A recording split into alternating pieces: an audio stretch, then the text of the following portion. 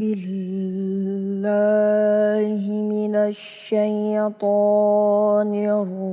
الرجيم.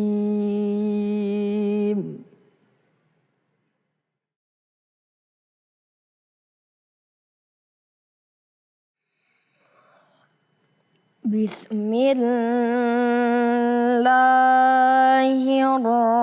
الرحمن الرحيم.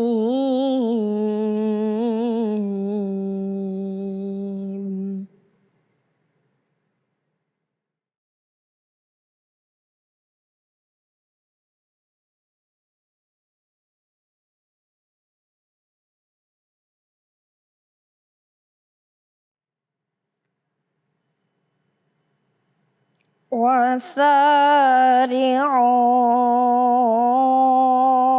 إلى مغفرة من ربكم وجنة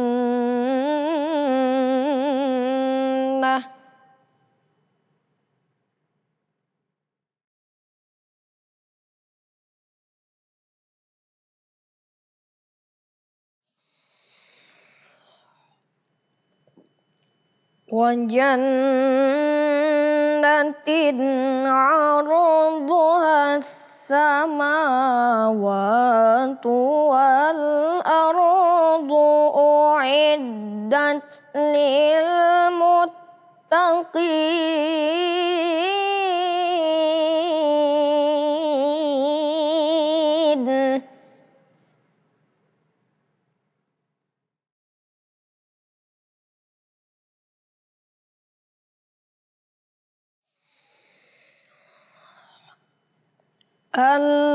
الذين ينفقون في السراء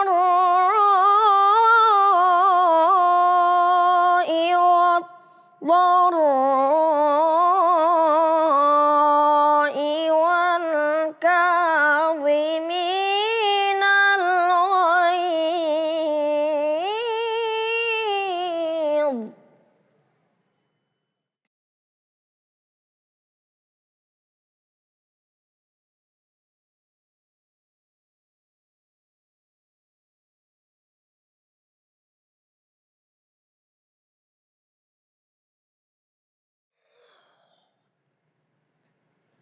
والكاظمين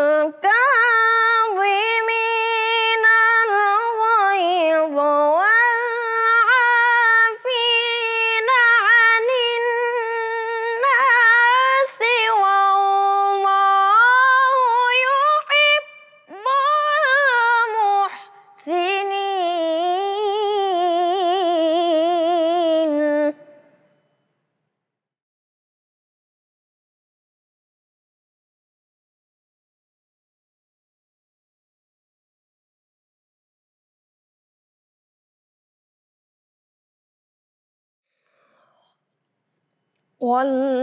والذين إذا فعلوا فاحشة أو ظلموا أنفسهم ذكروا الله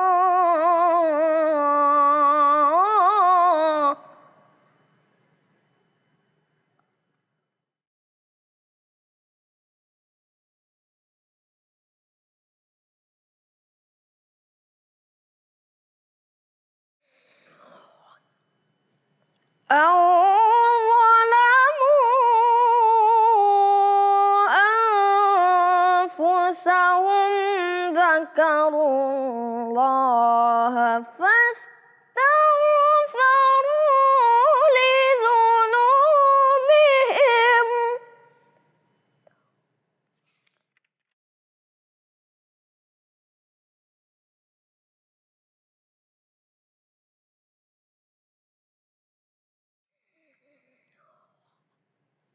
ومن يغفر الذنوب إلا الله ولم يصروا على ما فعلوا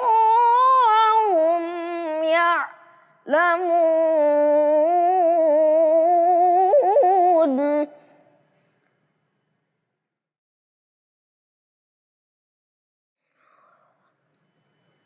ولم يصروا على ما فعلوا وهم يعلمون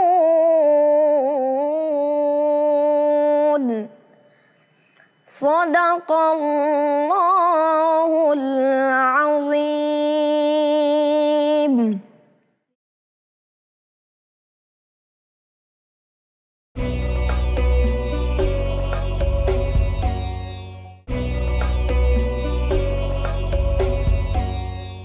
Assalamualaikum warahmatullahi wabarakatuh.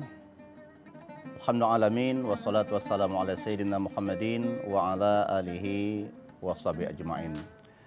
Para pemirsa as-shaimun was-shaimat rahimakumullah. Alhamdulillah kita dapat bertemu kembali dalam kesempatan Ramadan 1440 Hijriah ini. Doa kita tentunya semoga segala amal ibadah kita khususnya di bulan Ramadan ini Allah terima dengan sebaik penerimaan dan kita dapat menuntaskan semua amal ibadah kita, baik ibadah di malam hari berupa salat tarawih, tilawah Quran, mungkin i'tikaf nantinya, dan begitu juga puasa kita di siang hari Ramadan. Para pemirsa Harmi Ramadan yang dirahmati Allah, dalam kesempatan yang singkat kali ini sedikit kita akan mengulas tentang meredam marah dan menghilangkan dendam atau menghapus dendam. Kita mulai dari memahami apa itu marah. Sering orang memahami marah itu ketika ada orang mungkin mencela, mencaci maki, mengomel, memukul, menendang. Wah, kita mengatakan, wah dia itu sedang marah itu. Ya, pemahaman ini boleh jadi benar. Tapi sebetulnya marah itu bukan demikian maksudnya. Adanya muncul perbuatan-perbuatan yang tidak menyenangkan tadi, itu sebenarnya ada refleksi dari marah itu, para pemirsa. Jadi bukan marah itu sendiri. Jadi sekali lagi, memukul, menendang, mencaci, mencela, itu adalah refleksi atau gambaran bahwa seseorang ini sedang marah gitu. Nah, marah itu menurut bahasa, kalau kita lihat di Kamus Besar Bahasa Indonesia, ini adanya rasa kesal, rasa gusar, rasa tidak senang, melihat perlakuan yang tidak sepantasnya, atau mengalami perlakuan tidak sepantasnya. Jadi ada dua ya, ada mengalami kita sendiri diperlakukan dengan perbuatan tidak menyenangkan, atau melihat perbuatan tidak menyenangkan. Ya contoh, kita melihat ada orang membuang sampah sembarangan, kita kesal, kita marah, ya, kita tidak senang. Gitu. Nah, itu juga marah sebetulnya.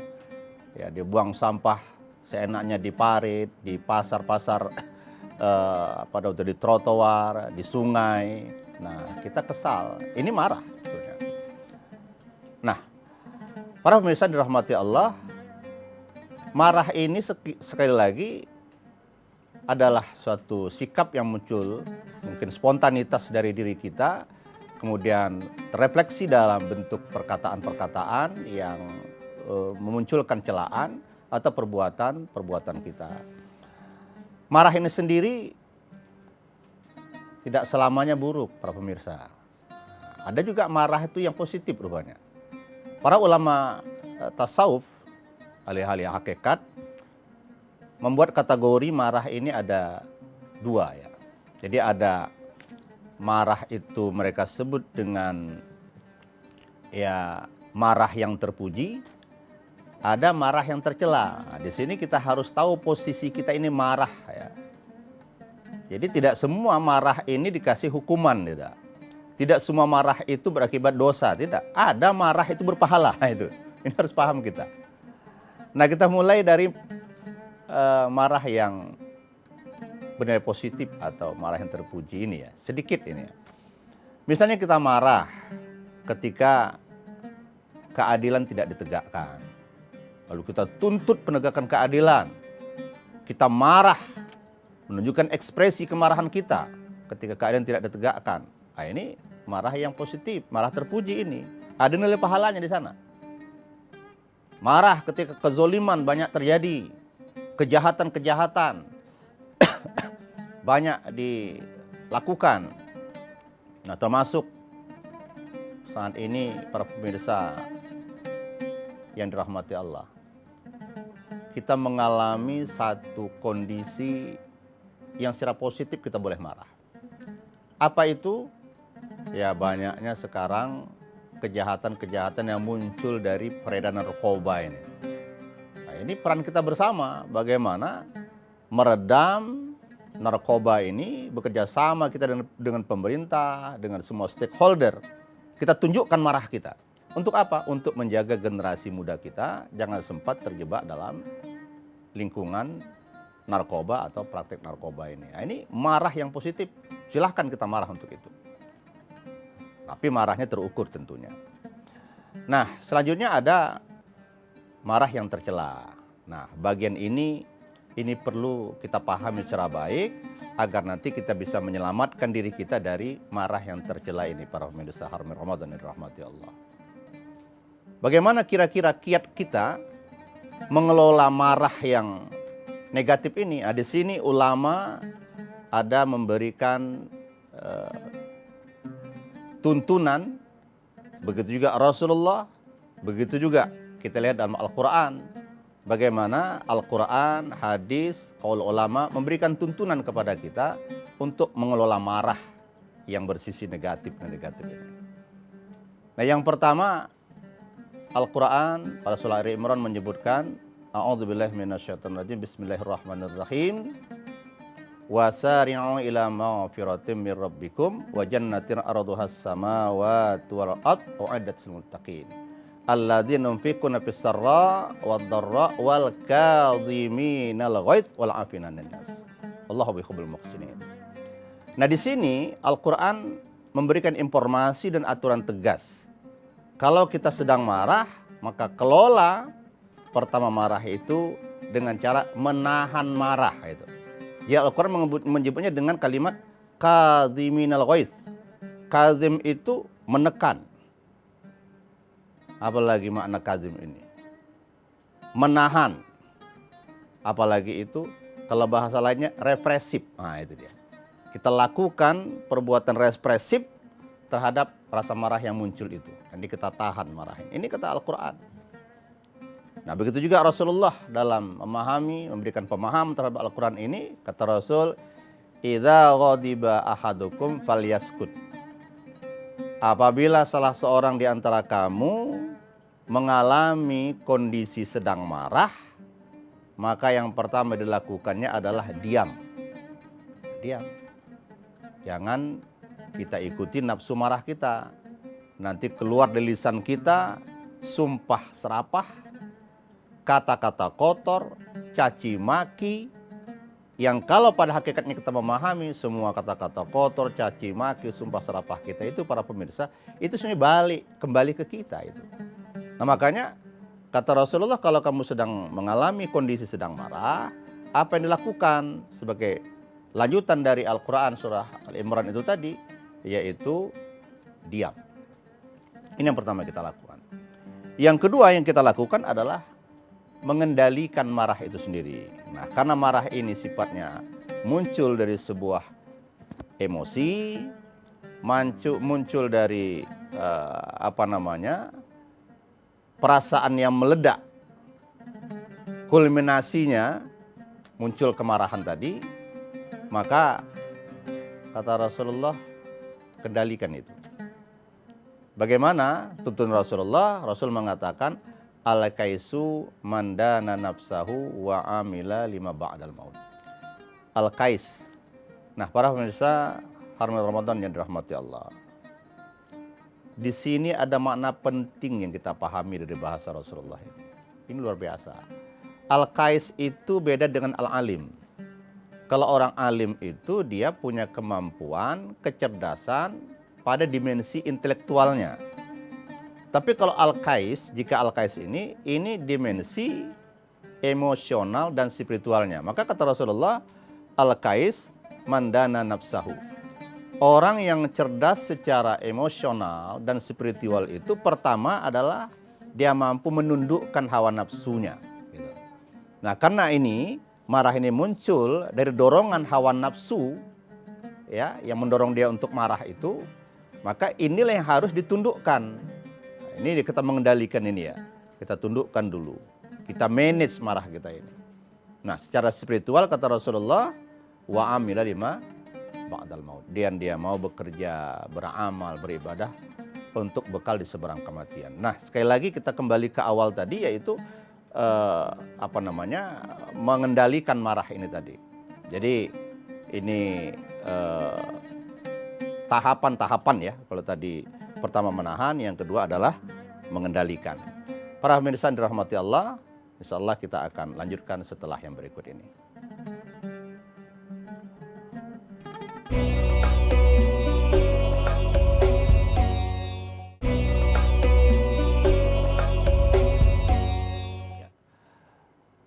Para pemirsa Harmin Ramadan yang dirahmati Allah. Selanjutnya kita ingin mengetahui apa kira-kira keuntungan. Nah, ini kalau kita sebagai manusia ini hidup di muka bumi ini biasanya kalau cerita untung rugi kita paling untungnya saja. Nah, apa kira-kira keuntungan kita menahan marah ini?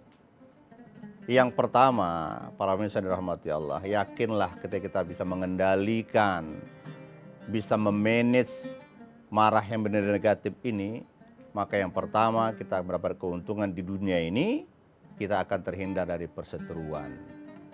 Nah, ini sangat penting ini. Ya. Dalam hadis Rasulullah, Rasul menyatakan laisa syadid bis-sur'ah. Orang yang kuat itu kata Rasulullah bukan orang yang menang dalam sebuah pergulatan dan sebuah perkelahian, bukan.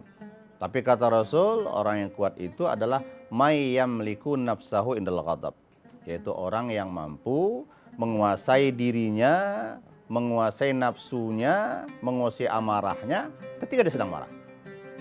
Nah, orang yang mampu seperti itu insya Allah akan terhindar dari perseteruan yang merugikan kehidupan dia. Yang kadang-kadang kalau perseteruan itu terjadi, bukan hanya dirinya yang dirugikan, tapi juga orang-orang di sekitar dia dapat dirugikan oleh perbuatan marah yang terjadi pada dirinya tersebut kalau tidak terkendali. Makanya keuntungan pertama di situ. Yang kedua tentunya adalah keuntungan akhirat. Nah, keuntungan akhirat, suatu hari para pemirsa dirahmati Allah, ada seorang sahabat datang kepada Rasul. Katanya begini, ya Rasulullah, alimni amalan. Ya Rasul, ajarkan kepadaku sebuah amalan, sebuah perbuatan, adkhulu bihil jannah, yang dengan amalan itu, perbuatan itu aku bisa masuk surga, kata sahabat ini. Hebatnya sahabat ini, sudahlah dia minta amal bisa masuk surga, tapi dia katakan wa aqlil alil aqil, tapi amalnya Rasulullah jangan banyak-banyak, sedikit aja. Ini luar biasa ini, amalnya sedikit tapi minta masuk surga. Kata Rasulullah dengan kalimat ringkas, dia mengatakan la taghdab, jangan marah. Sahabat ini mengulangi mungkin karena heran dia, masa hanya tak marah saja bisa masuk surga. Diulang lagi, apa lagi Rasulullah? Kata Rasulullah, la taghdab, jangan marah. Kenapa? Karena kalau kita memahami para pemirsa rahimakumullah, kemarahan ini kalau kita perturutkan, betul lah ini akan memasukkan kita pada nerakanya Allah SWT. Kan dari sifat marah itu akan muncul banyak sifat negatif lainnya. Boleh jadi sifat marah ini kita mencaci maki orang. Boleh jadi dengan sifat marah ini kita akan mengganggu ketentraman orang. Boleh jadi dengan sifat marah ini kita akan membunuh orang. Boleh jadi. Nah, selanjutnya, apa urutan turunan dari sifat marah ini kalau kita pelihara terus? Di sana ada dendam. Nah, para pemirsa, dendam itu bukan kalau bahasa kita di sini ujuk-ujuk muncul, tidak. Dendam ini dia muncul karena turunan dari marah itu. Jadi marah yang terus kita pendam dalam hati, ini lambat laun dia akan menumpuk menjadi satu sifat, yaitu sifat dendam. Nah, dendam ini rupanya manusiawi, para pemirsa yang dirahmati Allah. Dulu ketika terjadi perang Uhud di masa Rasulullah, ya, ini perang yang kedua dalam ajaran Islam, sejarah Islam ya. Dalam perang Uhud ini yang sangat terkenal ada dua sahabat Rasulullah yang meninggal dunia. Pertama Hamzah, yang kedua ada Mus'ab bin Umair. Nah, ketika Hamzah dibunuh dengan cara yang sadis,